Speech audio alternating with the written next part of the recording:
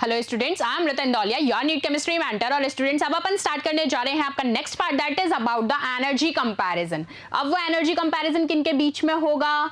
अभी तक आप लोगों ने सबसे पहले क्वांटम नंबर पढ़े, देन श्रोडिंगर्स पढ़े, और सब में आपने डिस्कशन किया वही लोब्स का, एसपीडीएफ, सब शेल्स का, ऑर्बिटल्स का और इन सब चीजों का। तो अब यहां जाके आपको इन्हीं चीजों का एनर्जी कंपैरिजन के बारे में बात करना है। बहुत ही छोटा सा सेशन रहेगा लेकिन बड़े ही काम का है। तो चलिए स्टार्ट करते हैं इस पार्ट में। सबसे पहले जो बात याद रखनी है वो क्या रहेगी? अब क्योंकि ऑफ प्रिंसिपल, होर्न्स मल्टीप्लिसिटी, पॉली एक्सक्लूजन प्रिंसिपल सारे की सारे पढ़ लिए। अब क्या कहा? एनर्जी कंपैरिजन के लिए सबसे पहले जो इंपॉर्टेंट पार्ट है वो क्या है कि एनर्जी कंपैरिजन के लिए आपको ऑफ रूल को फॉलो करना पड़ेगा। अब मुझे बताओ, प्रीवियस सेशन में ही ऑफ प्रिंसिपल डिस्कस किया था, क्या कहलाता था वो? क्या ऑफ प्रिंसिपल आपसे ये कहते थे कि बेटा डायरेक्ट छलांग नहीं मारनी है, 1 to 1 step by step process में चलना है, यानी कि अगर स्टेयर्स पे भी चढ़ रहे हो तो एक एक स्टेयर करके ही चढ़ना है। उन्होंने इसको यहां कैसे रिवील किया? उन्होंने कहा इलेक्ट्रॉन फिल करने हैं, तो ये नहीं कि हमारे पास इलेक्ट्रॉन का बल्क है, उठाया और एक शेल में फेंक दिया, नहीं, हमें 1 to 1 सबशेल ऑर्बिटल के अंदर फिलिंग करनी है कि भाई इंक्रीजिंग एनर्जी लेवल के अकॉर्डिंग आप एक एक ऑर्बिटल में इलेक्ट्रॉन्स फिल करते जाएंगे। किसने बताया था? ऑफ रूल के अकॉर्डिंग। तो यहां यही कहा गया है, for energy comparison of rule should be used. लेकिन for the hydrogen atom, subshell belonging to particular shell possess equal energy. क्योंकि आपको पता है हाइड्रोजन एटम की बात हो रही है तो 1 इलेक्ट्रॉन स्पेशीज है वो। तो यहां इस केस में अगर आप इलेक्ट्रॉन भी फिल करते हैं तो क्या हो जाएगा? 2p equals to 2s normal energy levels के अकॉर्डिंग। तो ऑफ वो याद आया, कैसे भरोगे? इंक्रीजिंग एनर्जी लेवल्स के अकॉर्डिंग। ये थी नॉर्मल थ्योरी। चलो अब यहां देखो, सबसे पहले अगर मैं एंगुलर फंक्शंस की बात करूं, एनर्जी कंपेयर करोगे, एंगुलर फंक्शन क्यों नहीं देखे जाएंगे? लोब्स जब बनाओगे तो somehow they generated some angle between the axis, तो उन एक्सिस के बीच के जो एंगल्स हैं उनके रिगार्डिंग हम एक एंगुलर फंक्शन डिस्कस करते हैं। वो क्या है? It gives us an idea about the shape, orientation of N orbital. क्योंकि शेप तो असाइन कर ही रहे हैं आप, और किसके बारे में? ओरिएंटेशन। और ओरिएंटेशन किसका है? लोब्स का। और वो लोब्स का ओरिएंटेशन आप कहां कहां देखेंगे? एक्स एक्सिस पे, वाई एक्सिस पे एंड जेड एक्सिस पे। तो लीजिए, सबसे पहले अगर मैं पी एक्स ऑर्बिटल के रिस्पेक्ट में आपसे पूछ लूं तो आप मुझे बताइए कि ये मेरी अगर एक्सिस है एक्स और ये ले ली मैंने वाई एक्सिस और ये है जेड एक्सिस, और मुझे लोब बनाना है पी एक्स के रिस्पेक्ट में, तो क्या मैं पी एक्स लोब कुछ इस तरीके से बनाऊंगी? यही रहेगा। आपको पता है पी ऑर्बिटल का केस है। अब आप कहेंगे यहाँ एग्जाम्पल लिखा है L इक्वल्स टू 1, तो याद आ जाना चाहिए L equals to 1 azimuthal quantum number के रिस्पेक्ट में लिखा है, तो 3 लोब्स होंगे, -1, 0, +1। कौन कौन से? -1, 0 एंड +1। That means what? कि आप 3 एक्सिस क्रिएट कर सकते हैं, x, y एंड z। वो तीनों एक्सिस आपने यहाँ क्रिएट की सबसे पहले पी एक्स के रिस्पेक्ट में। अब अगर पी वाई के रिस्पेक्ट में मुझे एक्सिस क्रिएट करना है तो फिर से हम वही करेंगे, सबसे पहले एक्सिस ड्रॉ करते हैं। आइए, आपने एक्स एक्सिस ड्रॉ कर लिया, वाई एक्सिस ड्रॉ कर लिया and this is your Z axis. अब लेकिन मुझे लोब कहां बनाना है? वाई एक्सिस पे। तो लीजिए वाई एक्सिस का लोब जनरेट कर दिया। सेम ऐसे ही मुझे अगर जेड पे बनाना है तो ये लीजिए जेड एक्सिस पे लोब क्रिएट कर देते हैं। होल ओवर जो है आपने देखा कि एनर्जी कंपैरिजन के लिए first you have to calculate what the L values, तो आपको पता चलेगा कि आप कितने तरीके के एंगुलर मोमेंटम्स, नहीं एंगुलर फंक्शन यहां पर रिलेट कर सकते हैं, क्योंकि एंगुलर फंक्शन पे ही बेस्ड करेगा पूरा की पूरा ओरिएंटेशन और शेप। बात समझ में आ गई? तो हमने तीनों लोब्स के फॉर्म में देख लिया। चलिए अब अगर एस ऑर्बिटल के रिस्पेक्ट में बात होती है, किसके? एस ऑर्बिटल, तो याद रखना है angular part is independent of theta and phi. Theta and phi क्यों? क्योंकि एस तो कैसा होता है? स्फेरिकल। ये एंगुलर कैसे बनाएगा? तो इस केस में जबकि पी आपका डंबल शेप होता है तो यहां आप एंगुलर कॉस देख सकते हैं, लेकिन in the case of s orbital that means it is spherical in shape, that's why this part is independent of the angular part of theta and phi. So आप क्या कह सकते हैं? In short, whole over in the s orbital, 0 angular nodes for s orbital. इसको और अच्छे से समझते हैं। आओ एक बार के लिए इसको रब कर दूं। देखो s पे 0 कैसे होगा? मैंने कहा ये मेरा कोई x axis, this is y axis and this is z axis, यही मैं बात कर रही हूं। लेकिन मैंने यहां पर कहा कि यहां जो है s ऑर्बिटल के रिस्पेक्ट में बात चल रही है, और s सुनते ही तुम्हें ये क्लिक हो जाना चाहिए, s means what? Spherical node. आपने तीनों एक्सिस पे स्फेरिकल नोड जनरेट कर ली।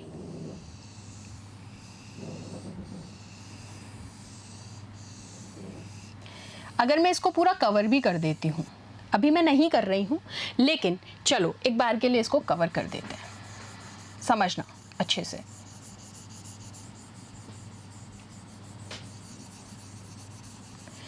तो ये क्या है आपका यहां पर?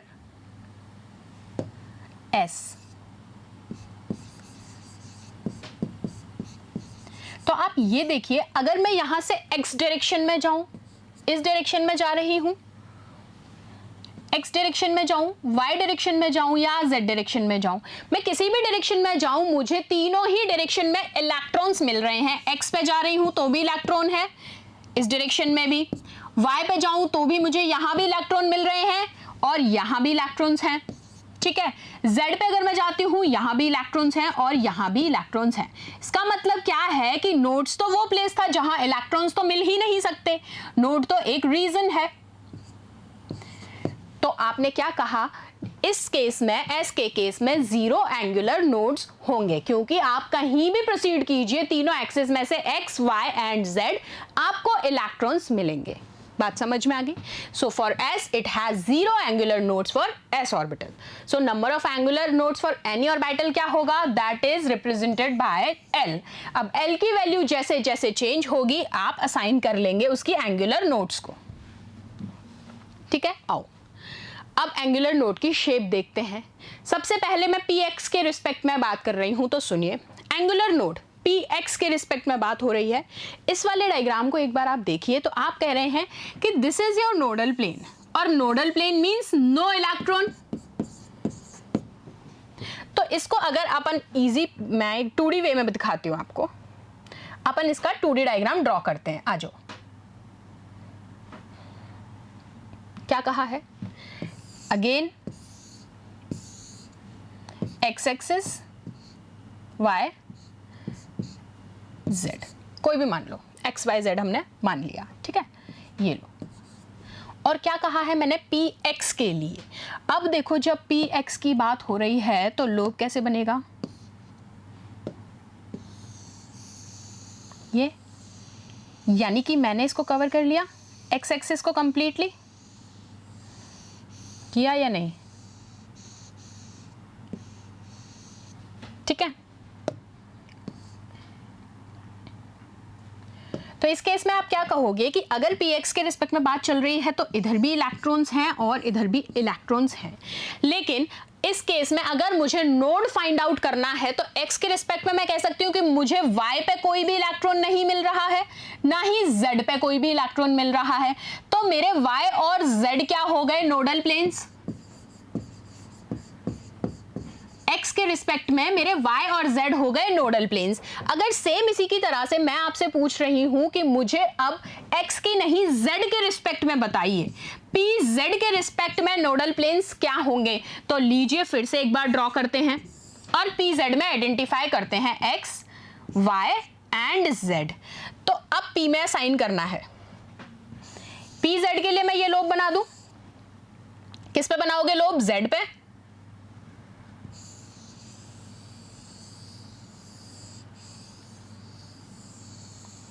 ये लो लोब बना लेते हैं पहले।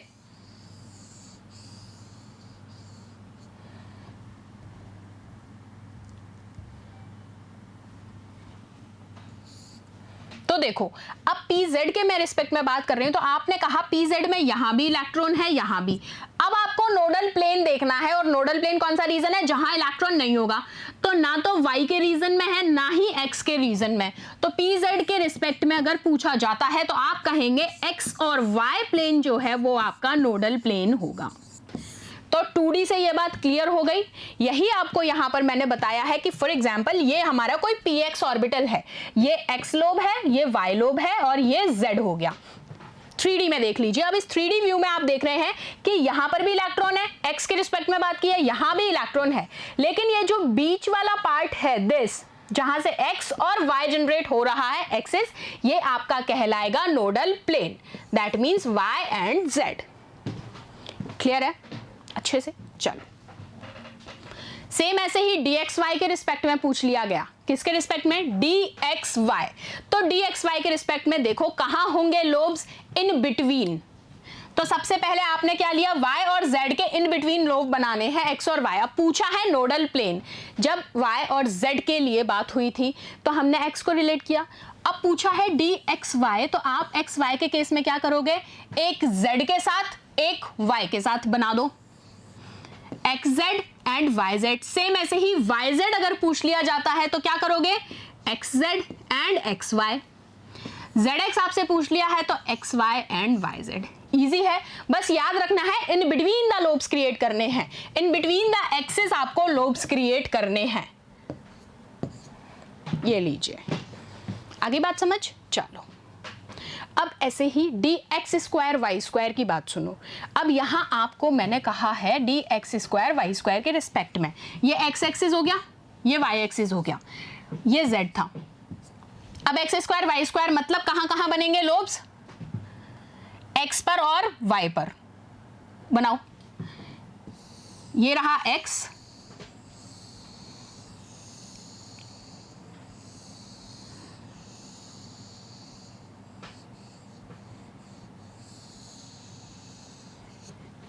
और बनाना है हमें y, तो दूसरा क्या बनाएंगे? y। चलो y भी बना लेते हैं, क्योंकि हमारा केस क्या है? dx स्क्वायर और y स्क्वायर का। पहले x पे जनरेट कर लिया, अब y।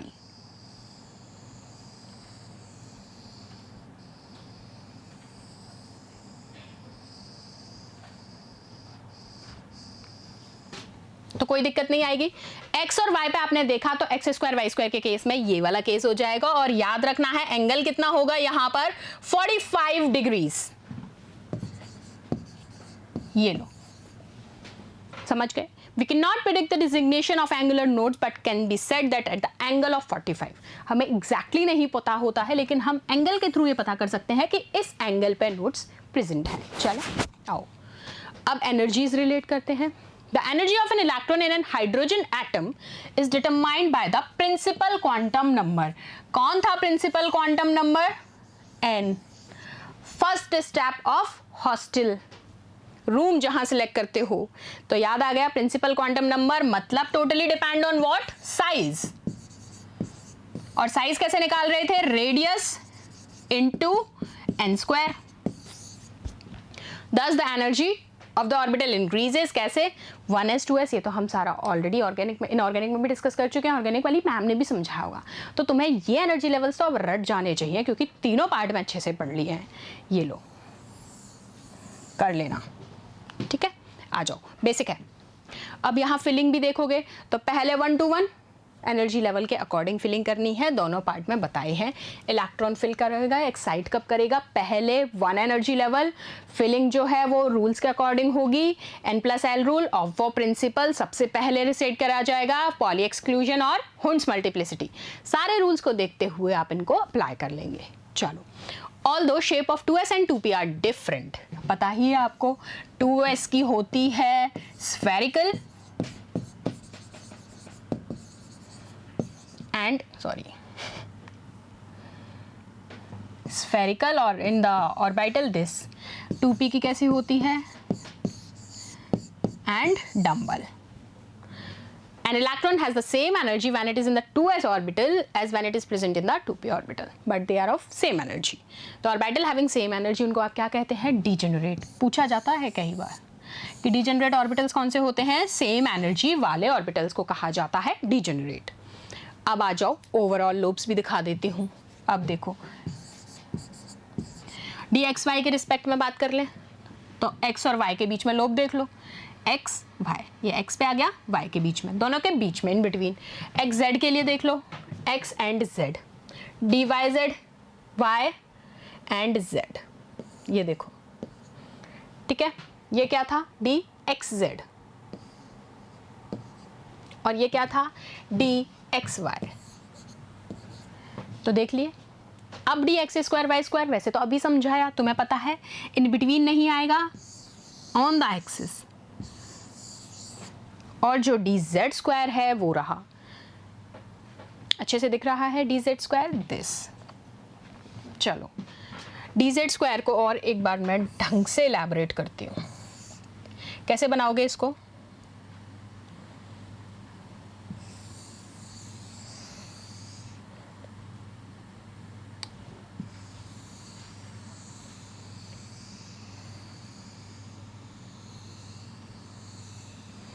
अब तो नोट्स का भी पता कर लेते हो कि नोट्स किधर हैं और किधर नहीं हैं,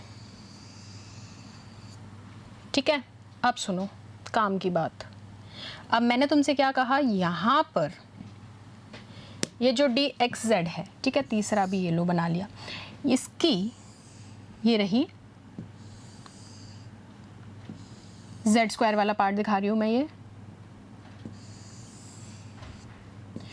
तो इसका मतलब क्या हो गया है, यहाँ पर इलेक्ट्रॉन्स प्रेजेंट हैं, तो इसके अंदर नोड्स होंगे या नहीं होंगे, dz स्क्वायर के केस में जल्दी बता दो मुझे। इलेक्ट्रॉन्स प्रेजेंट हैं, कहा है मैंने इलेक्ट्रॉन प्रेजेंट हैं, तो नोड्स होने चाहिए कि नहीं। इतनी देर से एक ही चीज़ समझा रही हूँ, इलेक्ट्रॉन्स प्रेजेंट हैं तो मेरे बच्चा लोग नोड्स नहीं होंगे, यही बात हमने की। तो यही हमने रिप्रेजेंटेशन में देख लिया, x, y और z। तो आपने कह दिया कि हाँ जी मैम यहाँ पर जो है ना बिल्कुल भी नोड्स तो नहीं होंगी, ठीक है, लेकिन यहाँ पर अगर मैं इसको ऐसे ड्रॉ कर दूँ सी, तो यहाँ कौन्स ज़रूर पाए जाते हैं बेटा, सी कोन्स ज़रूर पाए जाते हैं, यहाँ नोड्स नहीं पाए जाते। बट ये कोन्स क्योंकि आपके पार्ट का पार्ट नहीं है तो पढ़ना नहीं है, बस समझने के लिए देख लो कि यहाँ कोन्स पाए जाते हैं, नोड्स नहीं पाए जाते, क्योंकि यहाँ इलेक्ट्रॉन्स प्रेजेंट नहीं है, ठीक है, यहाँ इलेक्ट्रॉन प्रेजेंट नहीं है, यहाँ तक आपके इलेक्ट्रॉन्स प्रेजेंट थे इसलिए नोड्स नहीं थी, आगे चल के इलेक्ट्रॉन्स ना होके कोन्स ये कहलाते हैं, नोड्स नहीं, ठीक है। So this is for dz square. आगे अच्छे से बात समझ, चलो। The 1s orbital in an hydrogen atom is that earlier correspond to the most stable condition। 1s के लिए बात करेंगे तो most stable होगा, ground state का कहलाएगा और strongly nucleus से held होगा। An electron in the 2s 2p or higher, those are of excited state। चलो, अब एनर्जी जो होगी इलेक्ट्रॉन की मल्टी इलेक्ट्रॉन एटम के लिए किस पे डिपेंड करेगी, only on its principal quantum number but also on its azimuthal. अब तक आप सिर्फ पढ़ रहे थे प्रिंसिपल जी यानी n, अब आप पढ़ेंगे प्रिंसिपल जी यानी n एंड एजिमुथल जी यानी l। मल्टी इलेक्ट्रॉन के लिए दोनों की दोनों काउंट होंगे, बट हमारे सिलेबस में सिंगल इलेक्ट्रॉन है तो हमने पढ़ लिया, खत्म बात। So for a given principal quantum number SPDF different energies होंगी और इस डिफरेंट एनर्जीज का रीज़न पूछा जाता है, वो क्या होगा, mutual repulsion among the electrons in a multi electron atom. क्या होता है, क्योंकि आपको पता है इलेक्ट्रॉन्स हैं, all are of same charge, तो there are some repulsion between them and some नहीं, मेजरली रिपल्शन होता है, तो इस वजह से म्यूचुअल रिपल्शन की वजह से डिफरेंट एनर्जीज होती हैं। तो यहाँ जाके ये वाला छोटू सा पार्ट भी हो जाता है फिनिश, जिसमें आपने बहुत अच्छे से एनर्जी कंपैरिजंस पढ़ लिए। मैं कहूँगी खुद से भी लोब्स बना के ट्राई करना, एग्जाम में सीधे पूछे जाते हैं, सिर्फ तुम्हें लोब्स आने चाहिए, बनवाएगा नहीं, पिक्चर गिवन होगा, तुम्हें सिर्फ पिक करना है, ठीक है। मिलते हैं नेक्स्ट सेशन में, थैंक यू सो मच।